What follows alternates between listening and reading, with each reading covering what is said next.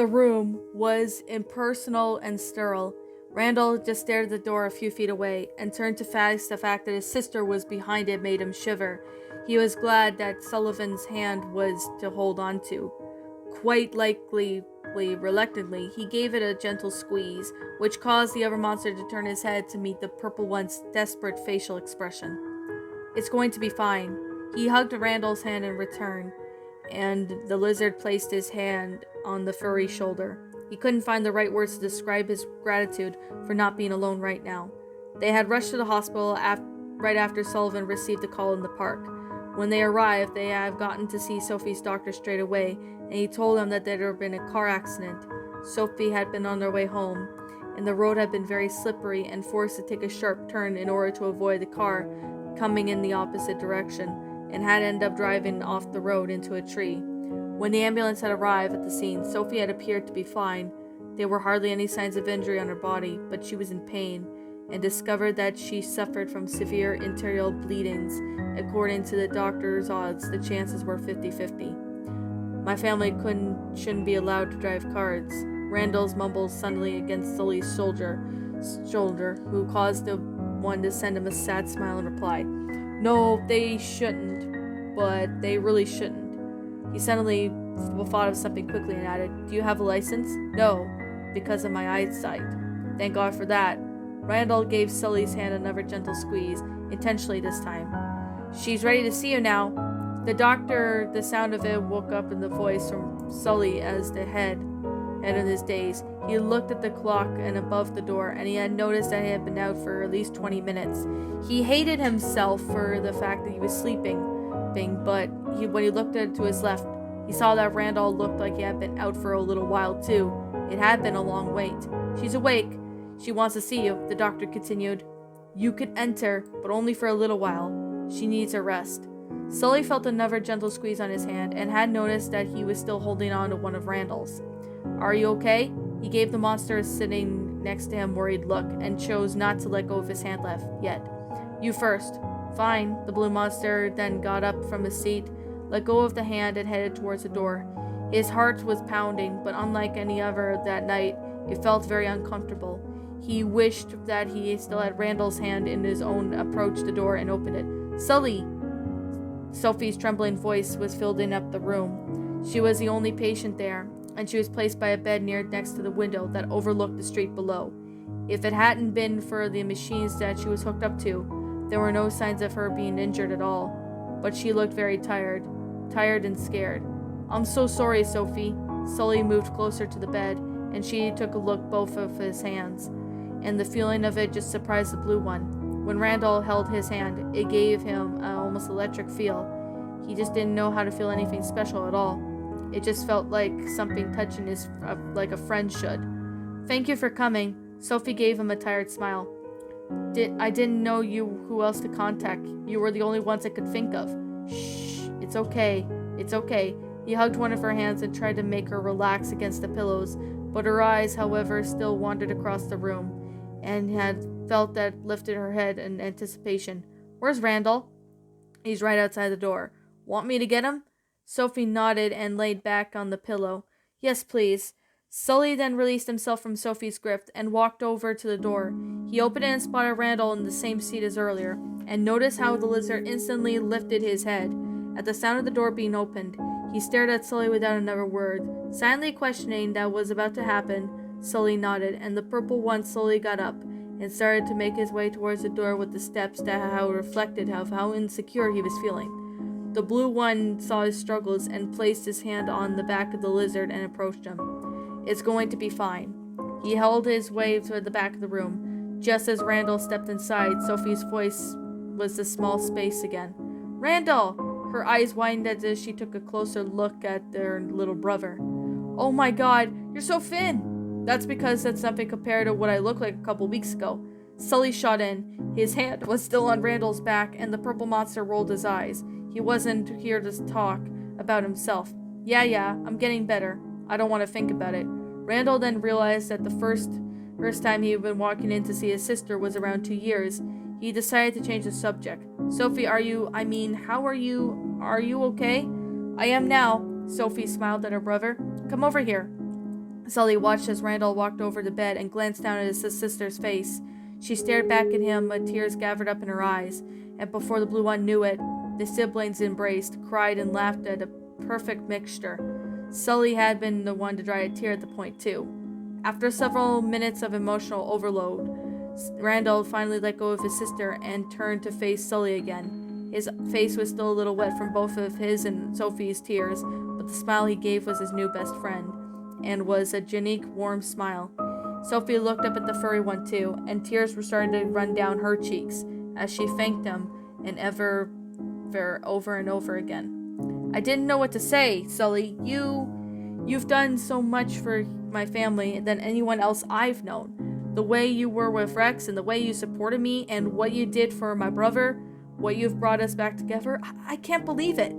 It's a pleasure getting to know you both. Sully tried to participate in the conversation, but was interrupted by Sophie straight away. Randall couldn't possibly have been around anyone if it wasn't for you. Thank you so much. Thank you so much, Randall. I can't believe it's really you. Sophie took a hold of her brother again and kissed him on the forehead. All the things you've been through, thank God you've had Sully around. Sully watched the scenes of joy and love and almost forgot what they were. It wasn't until the machine Sophie was hooked up on caught his eyes, and he remembered that they were actually in the hospital, and the female lizard was badly hurt. How are you doing, Sophie? He walked in closer and glanced down at the bed with concern. Are you in pain? Not at the moment. No, they gave me morphine. I'm just a little tired. She took a hold of Sully's hands and one of her own. But that doesn't matter now. I have my brother back. Do you know how long I'll have to stay here?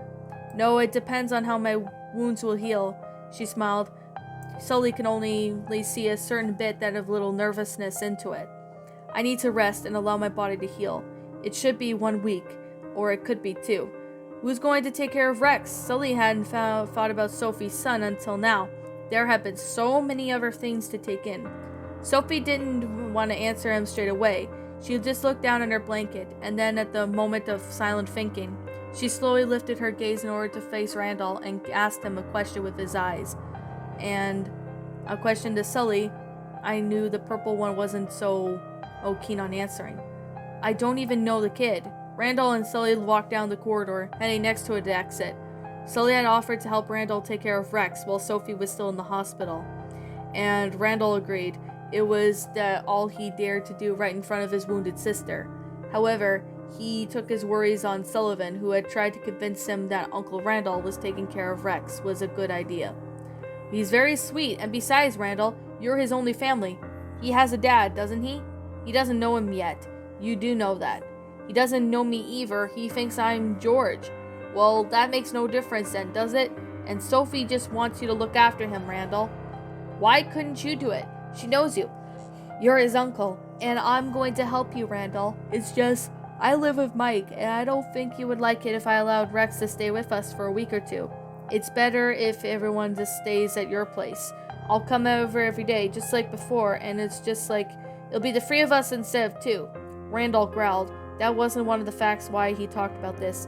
He wanted to be with someone alone with Sullivan, and he wanted to continue where they left off a few hours ago. Sullivan would only probably care for Rex now, and I think he sees Rex as his rival.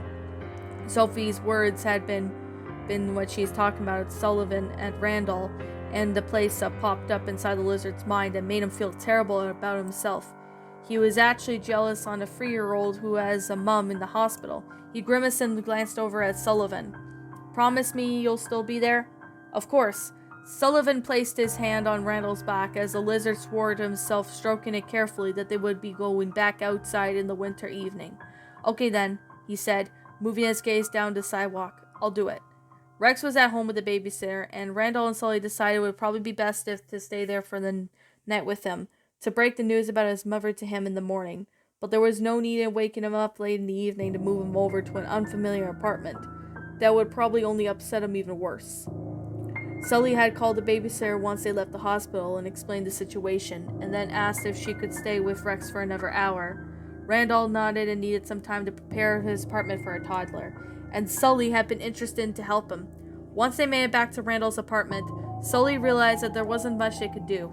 They had to place a mattress for Rex in the spare bedroom and move some fragile objects higher up from the ground, but just a way about it. Sully suggested that should just try to buy some crayons and books, and after taking a look at the cabinets in the kitchen, they decided they should buy some toddler-friendly food as well, as they headed to the store to get some food and supplies for Rex before going over to Sophie's house and actually start babysitting. What does he eat? Randall then pushed a shopping cart through the supermarket in sheer desperation, and Sully ran next to it, trying to keep up with Randall's 4 legs. I know he likes spaghetti. Randall then stopped himself and threw 10 packs of spaghetti into the cart. What else? Pudding and pancakes with jam. That's it? That's all. I've seen him eat that. Sully recalled the day that he had been at Sophie's house and had the key to get to Randall's apartment. And now how if Rex can be completely covered up in jam, his thoughts were just wondering how Sophie's house had always been random spots with various meals all over it. The contrast to Randall, stain-free, spotless place, couldn't be even bigger, and Sully thought that his very neat friend was probably in for a shock. Sullivan, the store is about to close. What else can I buy him? Randall's stressed-out tone pulled Sully back to the moment. The blue monster tried to come up with something else a child could eat. I think it's safe to buy cereal and stuff, and maybe pizza and chocolate in case if you want to bribe him. It's not exactly healthy, though. It'll do. We just only need to keep him alive here until Sophie gets back on her feet.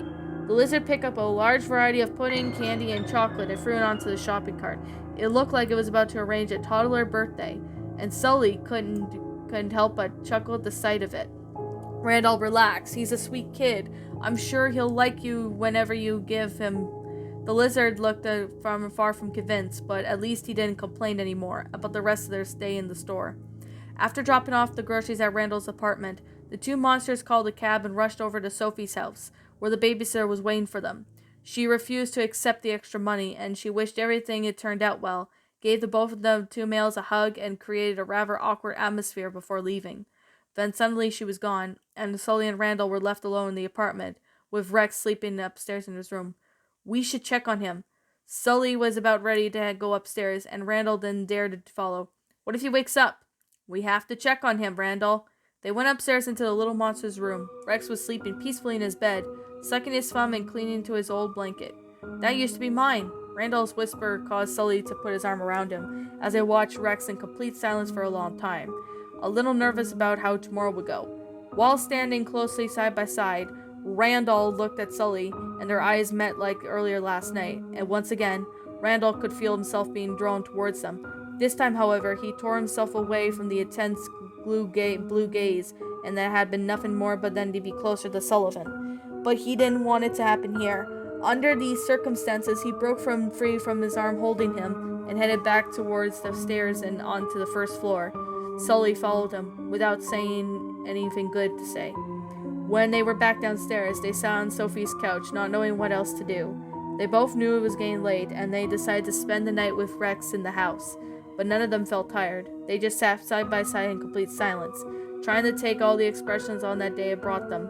It felt like a small eternity that they had passed, and their dinner and a walk in the park. Sully's thoughts lingered about the special moment he had shared with Randall in the snow. He wondered about how it would have happened if he didn't receive the call in the hospital. He took a glimpse of Randall and felt his heart beating instantly went up in the sight of them, and they had only been a few inches apart out there. And there had been a few certain spark in the emerald eyes that Sully just hadn't noticed before. It felt like touching the other monster again, but managed to keep himself from doing so. This wasn't the right time or place. Neither Sully nor Randall knew for long that they wordlessly side by side on the couch.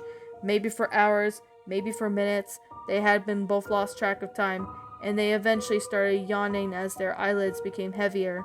And by the time the moon lit up the snow-covered lawn outside, Randall was sleeping peacefully, resting his head on the snoring friend's soft shoulder.